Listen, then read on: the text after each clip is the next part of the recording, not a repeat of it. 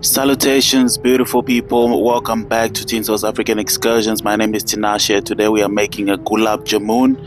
Although it's not the original recipe, but this is a simpler recipe using bread, homemade dish. It's an Indian dish, but this time we are using bread. We're using buns, which is much simpler because the original recipe for jamun is complex. So today we have our buns. I just warmed them up the microwave for a few seconds to get them nice and warm so that we can be able to mold them and shape them. And then we have some star anise, and then we have some cinnamon quills for our fragrance aroma, and then we have brown sugar for our syrup which goes with the jamun, and then we have an equal amount of water. So if it's 1:1, 1 part sugar, 1 part water. So if it's 500 mils, it's 500 mils sugar, 500 mils water, and 500 grams sugar. So we're going to mold our buns first into bowls. So we're going to do that, and then this is how we get the shape for our jamun. And so here we have 4 equal bowls together. So now we are making our syrup as well as our jamun that we're going to fry up. So we're just going to add water first.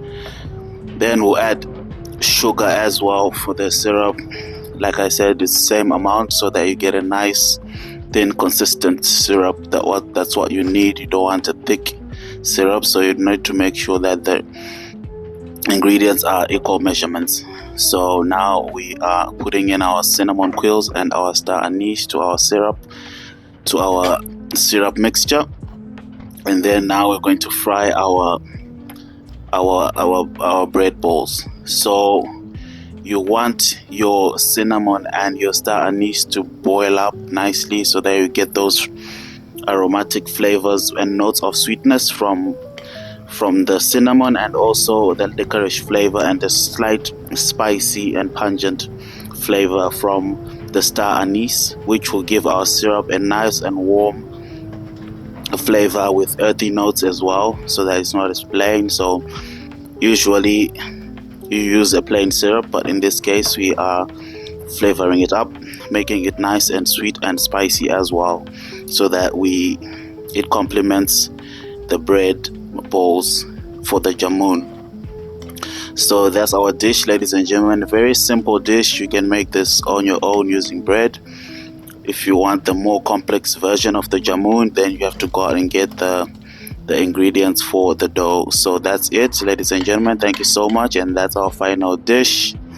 It's very crunchy on the outside and soft on the inside, and you get those notes of spiciness from the star anise and that sweetness from the cinnamon quills. The flavors come through nicely. Thank you so much for joining us, and hope you try this at home. Cheers, have a good one.